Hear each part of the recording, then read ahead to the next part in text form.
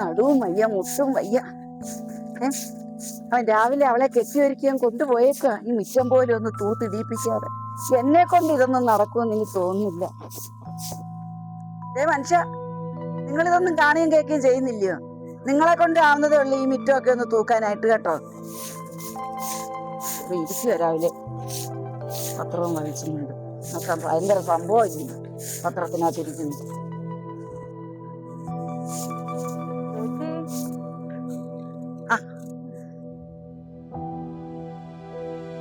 ശ്യാമളെ ഞാൻ അങ്ങോട്ട് വന്ന് കാണാനിരുന്നേത് കേട്ടോ. ഇത് ശരിയാവത്തില്ല. എൻ്റെ കയ്യിൽ നിന്ന് പൈസ മേടിച്ചിട്ടുണ്ട്. കൃത്യമായിട്ട് 1-ാം തീയതി അതിൻ്റെ പലിശ കൊണ്ട് തന്നേ പറ്റൂ. ഇതിന് ശരിയാവത്തില്ല. എന്നെ കൊണ്ട് വേറെ വർത്താനങ്ങളൊന്നും പറയിപ്പിക്കരുത് കേട്ടോ.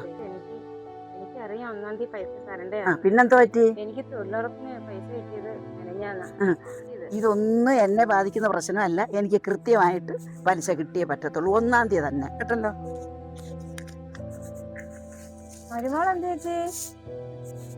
ചോദ്യം രാവിലെ കെട്ടിയൊരുക്കി കൊണ്ടുപോയേക്കും അവൻ.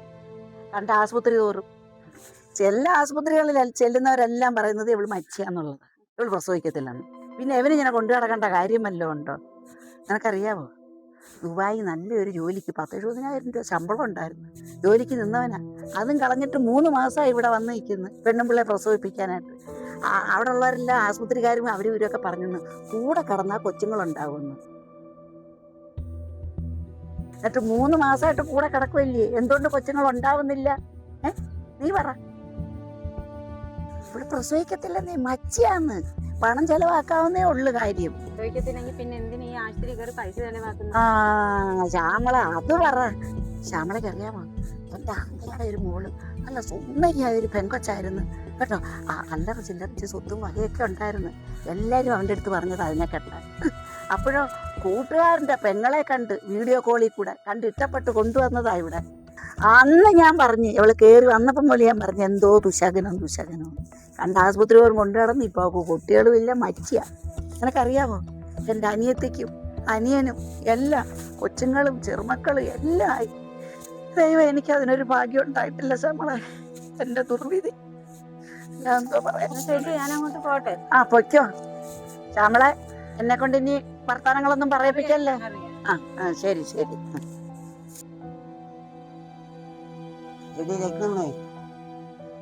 നീ പറഞ്ഞ ആങ്ങളയുടെ മോഡലിലൂടെ ഭർത്താവിനെ കളഞ്ഞിട്ട് സ്വന്തം വീട്ടിൽ വന്നിരിക്കുന്നത്. അവൾ അമ്മായിയമ്മ ശരിയല്ലായിരുന്നേ. അമ്മായിമ്മമാരെല്ലാം കണക്കാ. എന്താ പറഞ്ഞ? എന്ത് ഞാൻ കേട്ടില്ല. ഒന്നുകൂടെ പറഞ്ഞേ. ഒന്നുകൂടെ പറഞ്ഞേങ്ങളൊന്ന്. അമ്മായിയമ്മമാര് ചെല്ലുന്ന പെണ്ണുങ്ങൾ നന്നായിരിക്കണം. ഇവിടെ ഒരുത്തെ കൊണ്ടുവന്നോളോ കണക്കോ ആയിരിക്കത്തില്ലയോ? എല്ലാവരും അങ്ങനെ ഓരോ വീടുകളിൽ ചെല്ലുമ്പോ ഓരോരോ പ്രശ്നങ്ങളാണ്.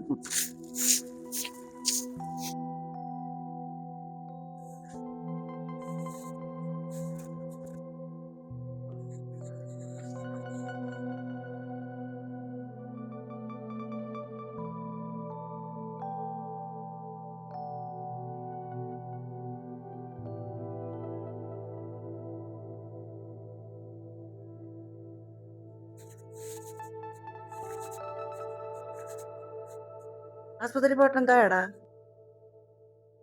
ഡോക്ടറെ കാണിച്ചമ്മേ, സ്കാൻ ചെയ്തു. ഡോക്ടർ എന്താ പറഞ്ഞ്? വലിയ പ്രോഗ്രസ് ഒന്നും ഇല്ലെന്ന് ഡോക്ടർ പറഞ്ഞു. അല്ല, അവളെ ഇരിപ്പും പാവം കണ്ടപ്പോ 9 മാസം കഴിഞ്ഞ് പെറാൻ പോകുന്ന രീതി ഉണ്ടല്ലേ.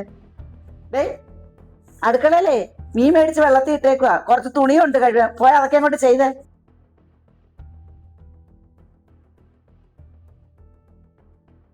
കയറി വന്നങ്ങ് അവശത കാണിക്കുന്നു. അമ്മ ഞാൻ രാവിലെ കാപ്പിയൊക്കെ ഉണ്ടാക്കി വെച്ചിട്ടല്ലേ അമ്മ പോയത്. ചോറും കറിയും ഒക്കെ വെച്ച് മീൻ കറി മാത്രം വെച്ചാ പോരെ? കണ്ട ചെയ്ത ജോലിയുടെ ലിസ്റ്റും തയ്യാറാക്കിയിരിക്കുക. ചെന്ന് മീൻ കഴുകി വെച്ച തുണി കഴുകിക്ക. ചെല്ലേ അവശത അനുഭവിച്ചിരിക്കുന്നങ്ങ്.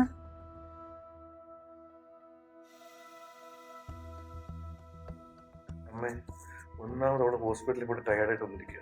ഈ ഡോക്ടർ പറഞ്ഞൊക്കെ കേട്ട് മനസ്സ് താങ്ങാൻ പറ്റാതെ അവള് വിഷമിച്ചിരിക്കുമ്പം ഈ കണ്ണി ചോര ഇങ്ങനെ പെരുമാറില്ല കേട്ടോ.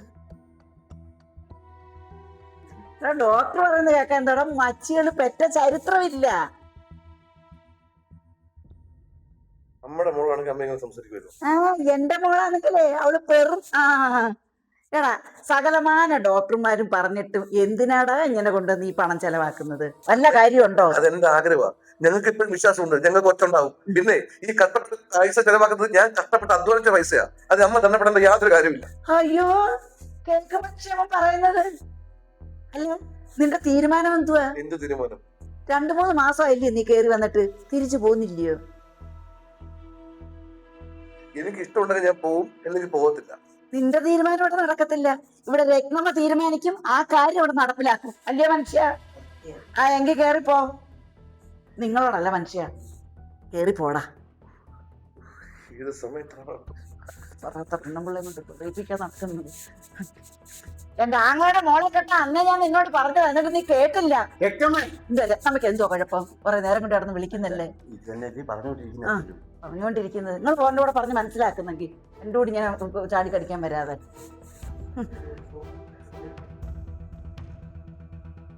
എല്ലാം ഒന്നും ഒരുപോലെ ആയല്ലോ, തന്തേ മക്കളും എല്ലാം. വീട്ടിനകത്തൊരു സ്വസ്ഥതയും ഇല്ല.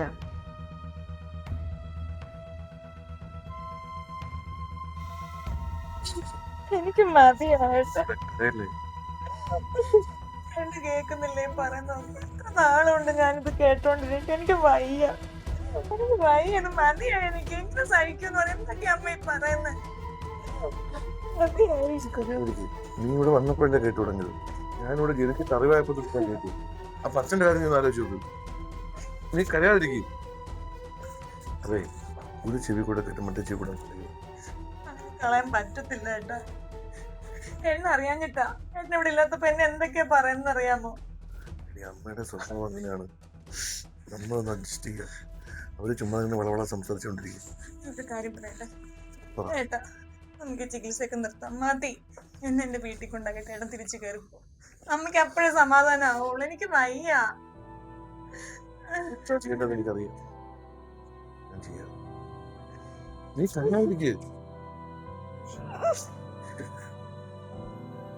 ഞാൻ വീട്ടിൽ പൊക്കോളാം. മോളെ കരയല്ലേ?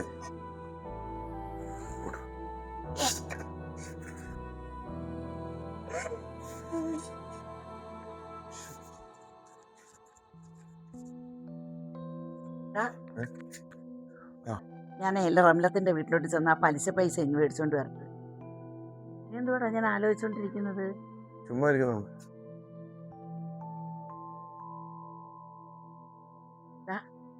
ഞാൻ പറഞ്ഞതിനെ കുറിച്ച് നീ വല്ലതും ചിന്തിച്ചോ? എന്ത്? എടാ അത് ലോകത്തെ ആദ്യത്തെ സംഭവമൊന്നുമല്ല. നീ വീട്ടിൽ കൊണ്ടുവന്നാക്ക്. എന്തോ പറയുന്നത്? പ്രസവിക്കാത്ത ഈ പെണ്ണിനെ വെറുതെ പൈസ മുടക്കി ചികിത്സിച്ച് എന്തിനായി വെറുതെ ഈ പൈസ കളയേണ്ട കാര്യം വല്ലതും ഉണ്ടോ? നിനക്ക് ഇത് നീ വിഷമിക്കേണ്ട കാര്യമില്ല. നിനക്ക് സുന്ദരിയായ ഒരു പെൺകൊച്ചിനെയും കല്യാണം കഴിച്ച് നിനക്ക് കുഞ്ഞുങ്ങളുമൊക്കെ എടാ കുഞ്ഞുങ്ങളെയൊക്കെ എടുത്ത് നടക്കാൻ എനിക്ക് മോഹമില്ലയോടാ. നിന്റെ കൈ കടന്ന് ചെയിൻ എന്തിയടാ? പണയം വെച്ചു. പണയം വെച്ചെന്നോ?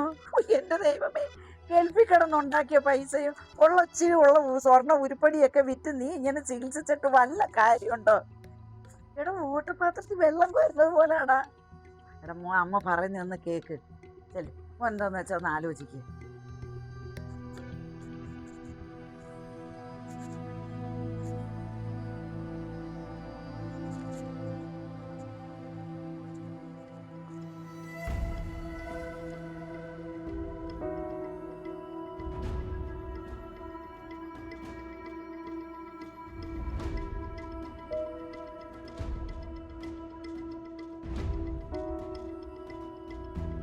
റേഡിയോ അവനെ ഇന്നലെ ആണെങ്കിൽ അവനെ എൻ്റെ കൈ തലത്തിനൊതുക്കി.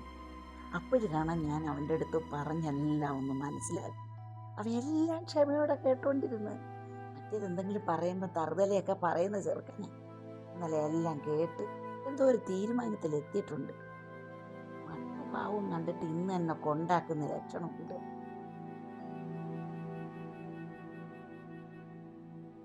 ഞാൻ പിന്നെ വിളിക്കാമെന്ന്. ശരി ശരി. നീ എവിടെ പോന്നടാ? ഞാനിവിടെ കൊണ്ടുപോകുമ്പോ ഇപ്പോഴെങ്കിലും എന്റെ മോൻ പറഞ്ഞത് കേൾക്കുന്നുണ്ടല്ല. അല്ലെങ്കിൽ അറിയാം അമ്മ പറയുന്ന എന്റെ പൊന്നുമോൻ കേൾക്കുമെന്ന്. ഇവളെ കൊണ്ടുവന്ന് നീ വീട്ടിലാക്ക്. നീ ഇവളെ കയ്യിൽ നിന്ന് എന്തെങ്കിലും വാങ്ങിച്ചിട്ടുണ്ടെങ്കിൽ ഞാൻ അതിനൊരു ഒത്തീർപ്പാക്കാം. ഇവളെ കൊണ്ടുവന്ന് നീ വീട്ടിലാക്കി അച്ഛൻ്റെ അമ്മ എടുത്ത് കാര്യം പറഞ്ഞ് കൊണ്ടാക്കിയിട്ട്. അല്ലെങ്കിൽ ഒരു കാര്യം ചെയ്യും, ഞാൻ ഈ തുണി ഒന്ന് മാറിയിട്ട് വരാം. ഞാനും കൂടെ അവർക്ക് അടുത്ത് കാര്യങ്ങൾ പറഞ്ഞ് ഈ പെൺകൊച്ചിനെ അവിടെ ഏൽപ്പിക്കാം. അല്ലെങ്കിൽ നാളെ ഈ പെണ്ണ് കയറി വല്ല കടുങ്കയും ചെയ്ത് നമ്മളതിന് സമാധാനം പറയണ്ടേ? അമ്മയ്ക്ക് വരാൻ പറ്റത്തില്ല അമ്മ. അതെന്താ എനിക്ക് വന്നാ എവിടെ അച്ഛനും അമ്മ എന്നെ മൂക്കി കയറ്റി കളയോ? ഞാൻ ചുമ്മാ ഇല്ലടാ ഇരിക്കാം.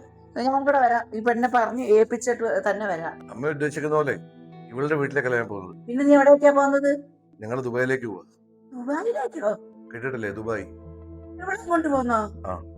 അമ്മക്കല്ലേ ഇവിടെ മടുത്തുള്ളൂ, എനിക്കിവിടെ മടുക്കത്തില്ല. കാരണം ഇവളെന്റെ ഭാര്യ. ഇവക്ക് എന്ത് കുറവുണ്ടെങ്കിലും അത് ഞാൻ സഹിക്കും. ഈ ലോകത്ത് കുഞ്ഞുങ്ങളില്ലാത്ത ആദ്യ ദമ്പതികളൊന്നും അല്ല ഞങ്ങള്. ഒരുപാട് ആൾക്കാരുണ്ട്.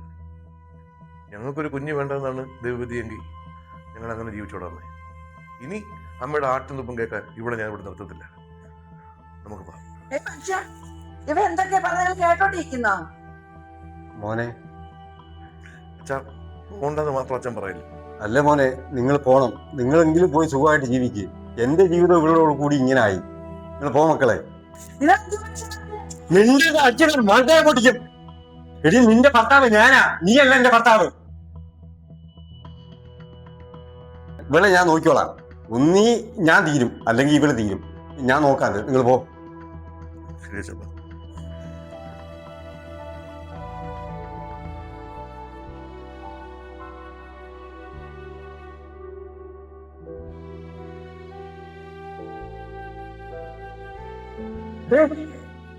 അവസാനമായിട്ട് നിന്റെ അടുത്തൊരു കാര്യം പറയാം. മര്യാദക്ക് ഞാൻ പറയുന്ന കേട്ട് ജീവിക്കാമെങ്കിൽ നിനക്ക് ഇവിടെ ജീവിക്കാം, അല്ലെങ്കിൽ ഇപ്പൊ ഇറങ്ങണം. ഇതേ എന്റെ വീടാ.